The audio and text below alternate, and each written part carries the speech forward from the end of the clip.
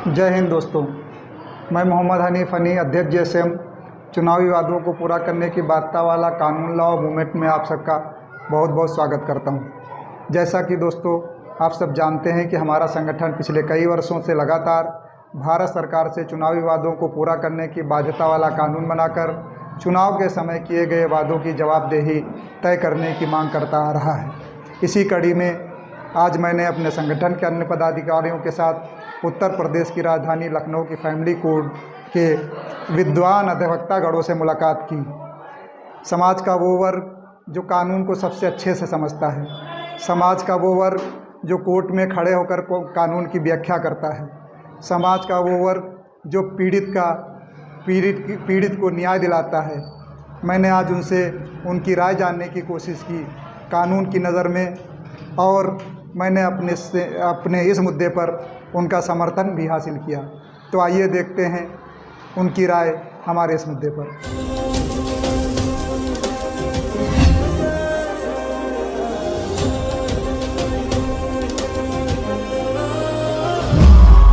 वादों का मुखौटा।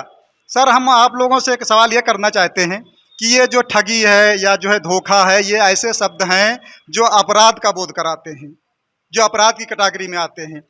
यही काम जब हमारा कोई आम आदमी, कोई फर्म, कोई संगठन, कोई एनजीओ करता है तो उसके खिलाफ कानूनी कार्रवाई हो जाती है। दूसरा पक्ष आकर के कोर्ट में खड़ा हो जाता है, उसको चैलेंज कर सकता है। लेकिन यही सेम काम जब हमारी राजनीतिक पार्टियां करती हैं, हमारे जनप्रतिनिधि करते हैं, तो उनके खिलाफ कोई भी कार्रवाई नहीं होती है, और बल्कि उनको कानूनी संरक्षण मिला होता है ये सब काम करने के लिए। मैम, ये जानना चाहते हैं कि इस देश में दो तरीके के कानून क्यों? आम आदमी के लिए दूसरा और राजनेताओं के लिए दूसरा। आखिर हमारे देश की पार्टियों को ये सब करने के लिए छूट कब तक और क्यों होना चाहिए, और इसके लिए क्या हमारे राजनेताओं के लिए कोई कानून नहीं बनना चाहिए क्या इस संबंध में? पहले तो नमस्कार भैया आपको। मैम, पहले अपना नाम बताइए। हाँ, मेरा नाम कामनी ओझा एडवोकेट है और मैं पूर्व जॉइंट सेक्रेटरी लखनऊ बार रह चुकी हूँ। आपने सवाल जो किया है वो बहुत अच्छा है, पर मेरा ये समेशन है। सवाल ये है कि ये जो राजनीति, ये जो चुनाव होते हैं, वो जो चुन के आता है नेता, वो चुनती तो अपनी जनता ही है ना। मेरा ये सजेशन है, हर मतलब कोई भी व्यक्ति हो, वोट डालने जा रहा है, आम आदमी अवेयर है, वो वोट डाल रहा है, वो वादे करते हैं कि हम ये कर देंगे, हम वो कर देंगे, मगर वो वोट डाल आते हैं। मगर जो ये एक सिलसिला चला आ रहा है, ये चलता चला आ रहा है, ये खत्म तो हुआ नहीं है। आप या हम क्या कभी कोई राजनेता के खिलाफ कोई एफआईआर करने या उनके खिलाफ किए गए चीज़ों को बोलने जाता है? नहीं जाता। पहले तो आप अपने अंदर वो तेजी लाइए कि उनके खिलाफ खड़ा कौन होगा। अभी जरा सा कहते कि अभी एक लेटेस्ट मामला चल रहा है, क्या हुआ, क्या हो पाया, क्या हो पाएगा कुछ? वो आराम से अपना है जेल में, मगर उसके पास क्या कोई अच्छा कोई ऐसा रिएक्शन या उसके ऊपर कोई 302 कुछ लगा? नहीं लगा। मेरा कहना और समेशन बस इतना सा है, जैसे ही चुनाव होते हैं पहल हम ही लोगों को करनी होगी, जिताते हम ही लोग हैं। हमारा बस इतना सा ये कहना है कि आपका जो फॉर्म भरा जाता है, जो ये जो पर्चे भरे जाते हैं, जो नामांकन किए जाते हैं, उसी में एक एफिडेविट का भी डाल देना, तब तो ये हो सकता है। मगर ये एक बहुत हाई लेवल की बात है, ये कैसे स्वीकार किया जाएगा? तो किसी एक व्यक्ति को पहला कदम उठाना पड़ेगा कि ऐसा नहीं, ऐसा होना चाहिए। जैसे आपने कहा कि एग्रीमेंट हो जाता है, कोई एनजीओ करती है या कुछ करती है, बेशक हो जाता है, क्योंकि वो एक लीगल उस पर करती है, और कानून कभी दो तरीके का नहीं है, सबके लिए एक जैसा है। सवाल है आपका नजरिया कैसा है, आप उसको दो तरफा देख रहे हैं कि एक तरफा देख रहे हैं। कानून कानून है, आप आवाज उठाने नहीं जाओगे तो फिर चाहे प्रधानमंत्री क्यों ना हो, अगर वो गलत है तो सजा मिलेगी, आप आवाज तो उठाओ। ऐसा नहीं कि उनके लिए कानून नहीं है, कानून है। आखिर वो चुन के हमारे बीच से ही तो एक आम आदमी मुख्यमंत्री बनता है, प्रधानमंत्री बनता है, मगर ये आवाजें उठाएगा कौन? कहते हैं कि उनका बहुत पावर होता है, बहुत सोर्स होता है, एफआईआर नहीं होने देंगे, ये ऐसा नहीं है। सबके लिए कानून समान है। सवाल है कि आप अपना स्टेप उठाएं। और आपने जो ये बात करी कि झूठे वादे करती, ये करती, मगर ये जो जनता हमारी चुनती है, ये खुद अवेयर हो, ये इस बात के लिए पहल करे कि ऐसा नहीं, अब ऐसा होना चाहिए, क्योंकि इन्होंने ये वादे किए थे। वो नॉर्मल नामांकन पर्चा भरते, उसमें कोई एफिडेविट तो होता नहीं। एफिडेविट बस इस बात का होता है कि उनके ऊपर कोई कानूनी अपराध तो नहीं है या कोई मुकदमे तो नहीं चल रहे, बस तो क्यों ना उसमें एक शपथ पत्र ये भी डाला जाए ना कि जो ये वादे करते हैं जनता से उसको भी पूरा करें। तब तो कोई आप एक्शन लेने की मूवमेंट में रहेंगे ना, जब आपके पास कोई बात ही नहीं होगी, कोई सबूत ही नहीं होगा कि इन्होंने ये कहा। ओरली तो मैं भी कुछ कह सकती हूँ, मगर इस ओरली में आप क्या क्या कोई एफआईआर कर सकते हैं, कोई मुकदमा कर सकते हैं? नहीं कर सकते। उसी तरीके से जब कोई एग्रीमेंट एनजीओ या कोई फर्म करती है तो वो एक एफिडेविट 100 रुपए के स्टैंप पे या 10 रुपए के स्टैंप पे, तो वो एक सबूत होता है आपको आगे बढ़ने के लिए, एक रास्ता तो चाहिए ना उन पे एक्शन लेने के लिए। तो ये जो नामांकन पत्र भरे जाते हैं उसमें एक कॉलम रखा जाए, तब आप देखिए। और आधे से ज्यादा कितने पढ़े लिखे हमारे यहाँ राजनीतिज्ञ हैं, आपको तो पता ही है। तो उस तरीके से आप खुद चुनिए, हमारी जनता को अवेयर होना पड़ेगा, हमें अवेयर होना पड़ेगा। मैम अभी आपने कहा कि जो है चुनाव के टाइम पे जो नॉमिनेशन होता है तो उसमें कॉलम होना चाहिए, उसमें एक एफिडेविट लिया जाना चाहिए। हमारी भी तो यही मांग है कि जब कानून बनेगा ऐसा, चुनाव आयोग को कानूनन अधिकार मिल जाएगा कि जिस तरीके से अपराधों के बारे में प्रत्याशी से पूछा जाता है कि आप एफिडेविट उसके नॉमिनेशन के साथ में लगाइए कि आपके ऊपर कहाँ कहाँ मुकदमे, कितने मुकदमे चल रहे हैं, सेम इसी तरीके से कानून बना दिया जाए कि वो एफिडेविट दे साथ में नॉमिनेशन के कि अगर हम क्षेत्र में जाएंगे तो हमारे ये एजेंडे हैं, हम अगर जीतेंगे जनता से तो हम ये क्षेत्र में आगे काम करेंगे। जनता अगर उसको सुनती है या चुनाव आयोग उसको पेपर में प्रकाशित कर सकता है, जिस तरीके से अपराध के मामले में प्रकाशित करता है कि फला कैंडिडेट के ऊपर देखिए ये अपराध है नॉमिनेशन के टाइम पे। जनता क्या आगे आएगी ये कहने? मैम क्या वो जनता को रिट पिटीशन मैम करने मैम आएगी? मैम मेरी भी मांग यही है कि एक ऐसा प्रावधान किया जाए कि वो एक लिया जाए एफिडेविट कि आप जब जीतेंगे क्षेत्र में क्या काम करेंगे। अगर जनता उनको जिताती है तो उनका एफिडेविट निकाल करके एक निश्चित समय सीमा के बाद उसकी जवाबदेही तय की जाए कि आपने ये नहीं कहा, आपने ये कहा था, आपके वादों पे जनता ने भरोसा। प्रोसेस के बाद है ना। मैम आप जनता को जब आप नामांकन फॉर्म भरेंगे तो जनता जब वो भरेगी तो वो, आप तो यही कह रहे हैं ना कि वो जब जीतेगी तब ना तो करेगी जब सत्ता में आएगी। तो एफिडेविट तो उसका आपके पास निश्चित हो गया, एक प्रूफ तो हो गया कि हम कह सकते हैं इसको लेके आगे जा सकते हैं। मैम अभी कोई ऐसा प्रावधान नहीं है, तो वही तो आप कह रहे हैं, वही तो प्रावधान की हम कर रहे हैं कि पहल ऐसा कौन करेगा भैया? पहल। हम और आप ही तो मैम करेंगे। मैम कोई पहल करे ना करे, हमारा संगठन पहल कर रहा है। इस पहल में आप लोग शामिल तो हम होइए, तो हमेशा आपका साथ देंगे, आप तो पहल आप करिए। शामिल आइए। पहल हर मूवमेंट की शुरुआत कहीं ना कहीं से होती है। इस मूवमेंट की शुरुआत हो चुकी है और जिस मूवमेंट की शुरुआत होती है उस मूवमेंट का कभी ना कभी अंत होता है। या तो हमारी पीढ़ी में होगा, नहीं तो हमारे आने वाली पीढ़ी वो जब भी करेगी। होगा, आप जब भी संघर्ष होगा करिए, हम मूवमेंट आपके शुरू साथ होगा। हैं, यही कहते हैं। सर हम एक चीज़ जानना चाहते हैं, जैसे एग्रीमेंट की बहुत सारी परिभाषाएं होती हैं। मैंने जब गूगल सर्च किया तो उसमें एक परिभाषा आई कि एग्रीमेंट इक्वल होता है ऑफर प्लस एक्सेप्टेंस। एक कोई बंदा होता है, दो पार्टियों के बीच में होता है, एक कोई बंदा किसी चीज़ का ऑफर करता है, दूसरा बंदा उसको एक्सेप्ट करता है और वो एग्रीमेंट होता है। जब एग्रीमेंट का कोई एक पक्ष वायलेशन करता है तो उसको कोर्ट ऑफ लॉ में चैलेंज किया जा सकता है, कोर्ट ऑफ लॉ में उसके खिलाफ कार्रवाई हो सकती है, उसको एग्रीमेंट पूरा करने पर कोर्ट जो है बाध्य कर सकती है। लेकिन यही सेम प्रोसेस हमारे राजनीतिक पार्टियां और राजनेता लोग करते हैं। भाई जब चुनाव होता है तो मैनिफेस्टो जारी होता है। भाई एग्रीमेंट दो तरीका होता है, एक होता है ओरल, एक होता है रिटर्न में, और दोनों तरीके दोनों समान होते हैं कोर्ट की कानून की नज़र में। तो यही सेम प्रोसेस हमारी राजनीतिक पार्टियां करती हैं। जब चुनाव आता है तो मंच से भी वादे करते हैं, विज्ञापन भी जारी करते हैं और मैनिफेस्टो भी जारी होता है। तो इसमें तो दोनों चीज़ें आ गई।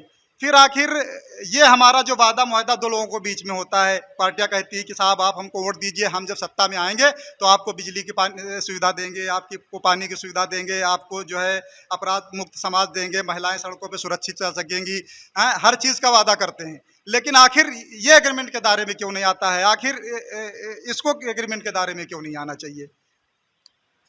जी मैं अजय शर्मा, अधिवक्ता यहीं उपाध्यक्ष हूँ पारिवारिक न्यायालय में। जैसा कि हमारी अधिवक्ता साथी श्री कामनी ओझा जी ने आपको बताया, अब जो आपने पहल कदम उठाई है, ये कदम जो आप हमसे पूछना है, आपको मोहल्ले मोहल्ले में एजेंडा बनाना पड़ेगा, सबसे बातचीत करनी पड़ेगी। क्योंकि जब जनता जागरूक होगी, जब अपना एजेंडा बताएंगे, जैसे कई लोगों को ज्ञान होगा, कई लोगों को पूर्ण ज्ञान नहीं होगा। कई लोगों का जो एजेंडा लोग जो राजनीति लेके आई थी, जिसमें कुछ उन्होंने कार्य किए, कुछ कार्य नहीं भी किए। सब ने एक अपना परफॉर्मा बनाया था, जिसमें कि हम रोड बनाएंगे, सड़क बनाएंगे, शिक्षा बनाएंगे, परफॉर्म बनाया। अगर वो सत्ता में आती है तो काम करती है, और सत्ता में नहीं आती नहीं। आपका एक एजेंडा है कि इसको एक एग्रीमेंट तौर पे लाया जाए, और एग्रीमेंट के तौर के लिए इसमें जनता को जागरूक होना पड़ेगा। जो कोई भी उनका प्रत्याशी उनके घर पे आता है, जो बात करता है, तो जब उनके साथ नामांकन पे जाए तो ये सारा एफिडेविट में जाएगा, लिखित में तौर पे जमा होगा। तो ये प्रावधान के लिए हम लोग कह सकते हैं, लेकिन जनता ही जागरूक होगी, जनता को ही करना है। समझ रहे हैं आप? बस इसमें ही करना। सर हम आपसे जानना चाहते हैं कि हमारा जो मूवमेंट जो हम लोग मांग करते रहे हैं, आखिर कितना और किस हद तक जो है जायज़ है, और ऐसा कानून बनना चाहिए अथवा नहीं बनना चाहिए? जी, जैसा कि अभी हमसे पूर्व में सुश्री कामिनी ओझा जी ने, जो कि पूर्व जॉइंट सेक्रेटरी रही हैं लखनऊ बार की, और बहुत अच्छा काम करती हैं बार में भी, और हमारे भाई छोटे भाई उपाध्यक्ष हैं यहाँ पारिवारिक न्यायालय बार एसोसिएशन के अजय शर्मा जी, इन्होंने भी बहुत अच्छी बात कही है कि मोहल्ले मोहल्ले में गांव-गांव जाकर इन सब जनता को जागरूक करना होगा। आपको मुद्दा आपका अच्छा है। मैं अपना परिचय देना भूल गया, मेरा नाम राजीव मिश्रा है, एडवोकेट हैं, हम कमिश्नरी में वकालत करते हैं और हम बुद्धिजीवी वर्ग से हम सभी लोग हैं। आपका मुद्दा निश्चित रूप से बहुत ही अच्छा है और इस पर काम करना चाहिए। चुनाव आयोग को एक्शन लेना चाहिए। मैनिफेस्टो जो जारी होते हैं उनको कानून का पार्ट बनाना चाहिए। ये जो झूठे वादे सारे राजनीतिक दल करते हैं, इन पर लगाम लगनी चाहिए। भोली जनता, गांव-गांव के लोग जागरूक नहीं हो पाते हैं। भोली जनता को ठगा जाता है झूठे वादे कर कर कि मैं बिजली फ्री कर दूंगा, सड़क पे गड्ढा मुक्त सड़क होगी, शिक्षा फ्री कर दूंगा, राशन फ्री कर दूंगा, लेकिन तह पे जाकर ऐसा कुछ होता नहीं हकीकत में। इसलिए अगर संसद में या विधानसभा में जहां भी कानून बन जाए और सारे प्रत्याशियों को जो ये लोग नॉमिनेशन पेपर दाखिल करते हैं चुनाव से पहले, उसमें एफिडेविट का पार्ट बना दिया जाए, तो ये लोग बाध्य हो जाएंगे और झूठे वादे कम कर सकेंगे और आम जनता, जो भोली जनता हमारे देश की है, वो ठगने से बच पाएगी। चूँकि आप फैमिली कोर्ट में प्रैक्टिस करती हैं, तो आप हमारे सवाल का बेटर जवाब दे सकती हैं। मैम, जैसा कि आप जानते हैं कि भारत जब से आज़ाद हुआ, जब से भी चुनाव होते आ रहे हैं, तब समय राजनीतिक पार्टियां महिलाओं के संबंध में बड़े बड़े वादे करती है कि साहब हमको वोट दीजिए, आप घर से बाहर निकलिए, हाउस मेकिंग से निकलकर नेशन मेकिंग बनिए, हम आपको सुरक्षा देंगे, प्रोटेक्शन देंगे, हम आपको इक्वालिटी देंगे। लेकिन जो हालात हैं, जो हमने क्षेत्र में देखा, महिलाओं की हालत में बहुत कुछ सुधार नहीं हो रहा है। हम आपसे जानना चाहते हैं कि 70 साल के इतने बड़े बड़े दावों के बाद महिलाएं आज कहाँ खड़ी हुई, किस हालत में हैं, क्या उनकी हालत में कुछ सुधार हो रहा है? जी, बिल्कुल सुधार हो रहा है और हुआ भी है। और इस आपका जो ये प्रश्न है, इसके लिए जो आपने ये क्वेश्चन किया, मेरे हिसाब से ये इसका ज़िम्मेदार या इसके लिए जो उत्तर बनता है, उसके लिए राजनीतिक पार्टियां या हमारी सरकार इसके लिए उत्तरदायी नहीं है। क्योंकि हमारी सरकार में चाहे वो कांग्रेस आए, चाहे बीजेपी आए, चाहे सपा आए या कोई भी हो, सरकारें सभी महिलाओं के लिए कार्य करती हैं और वो चाहती हैं कि वो इतना करें, तो उसके लिए नाम आ गया है, महिलाओं को भी आगे उन्होंने किया है। लेकिन ये जो आपने बताया, इसके लिए ज़िम्मेदार वास्तविकता में वो स्वयं होती हैं। उनका कोई पारिवारिक पृष्ठभूमि और परिवेश होता है जिससे वो पिछड़ी है, या जो एक समाज में माहौल बाहर का बना हुआ है। हर जगह पुलिस की गाड़ी हमारे पीछे पीछे नहीं लगी रहेगी। कुछ अपना भी दायित्व तो हमारे परिवार वालों का भी दायित्व तो होता है। हम महिलाएं ही एक दूसरी महिला का शोषण सबसे पहले करते हैं। उसके लिए राजनीतिक पार्टियां नहीं आती, ना हमारी सरकार हमें नीचा दिखाने आती। वही अवसर दे रही जो एमएलए और एमएलसी का इलेक्शन महिलाएं लड़ती हैं और वो जीत रही हैं, वो अच्छी अच्छी पोस्टों पर विधानसभा में बैठी हुई हैं। तो इसके लिए किसी भी सरकार को या राजनीतिक पार्टी को दोष देना तो गलत है। हम महिलाएं स्वयं अपनी तरक्की के लिए जिम्मेदार हैं, बाध्य हैं और आगे बढ़ सकते हैं, एक दूसरे के लिए कर सकते हैं। तो मुझे तो ये चीज़ समझ में नहीं आ रही कि कहीं से हम दोष दें कि सरकारें जिम्मेदार है। सर, हम आप लोगों से एक रिक्वेस्ट और करना चाहेंगे।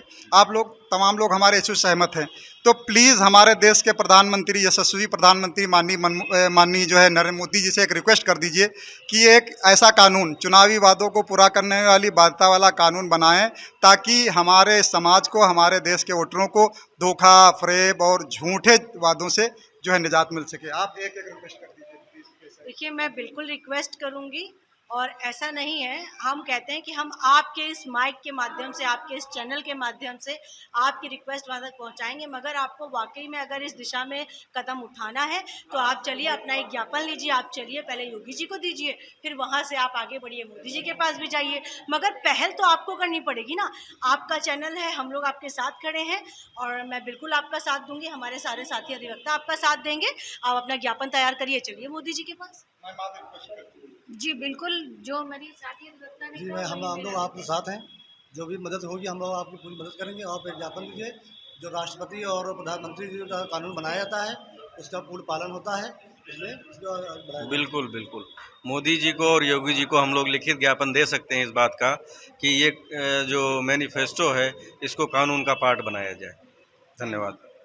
मैं आप सभी पत्रकार और मैं आपके कैमरामैन, मैं बहुत बहुत उनको धन्यवाद कहना चाहता हूँ। और आप लोगों ने एक बहुत अच्छा मुद्दा जो उठाया है, मैं भविष्य में आप लोगों के लिए प्रार्थना करूँगा और बधाई देना चाहूँगा कि इस मुद्दे को लेकर आप लोग इसी तरह से निरंतर आगे बढ़ें, क्योंकि उद्देश्य बहुत अच्छा है, उद्देश्य बहुत अच्छा है। अगर आपके माध्यम, अगर हमारी आवाज़ से और आपके चैनल के माध्यम से ये बात अगर हमारी आम जनता तक पहुँचती है तो भरोसा रखिए, ये अभी शुरुआत है, तो इसका अंत ऐसा होगा कि हम लोग सोच नहीं सकते। बस हर एक जनता जागेगी और आपकी इस आवाज़ से जनता की आंखें खुल जाएगी। जिनकी बातें क्लियर भी नहीं थी, जिनके साथ गुमराह होता था, वो अपने शब्द उठा सकती है कि मैंने तो, आपने तो मुझे लिखित में दिया था। भ्रष्टाचार पे भी लगा और जो नेता हैं जो सिर्फ वादे करके बाद में भूल जाते हैं, उनको भी अब समझ जाएंगे कि जनता ने हमसे वादा पत्र लिखवा लिया है, अब मैं इनके खिलाफ नहीं जा सकता हूँ, ये मुझे करना, मेरी ज़रूरत पड़ गई है। अगर मैं नहीं करूँगा तो अगली बार हाथ जोड़ने लायक तो छोड़ दो, गेट के पास खड़े होकर घंटी नहीं बजाने लायक नहीं रहूँगा। तो आप लोगों को बहुत बहुत धन्यवाद हमारे और हमारी पूरी कहानी की तरफ से। थैंक यू, आप लोगों को बहुत बहुत धन्यवाद सर, अपना समय देने के लिए। Thank you.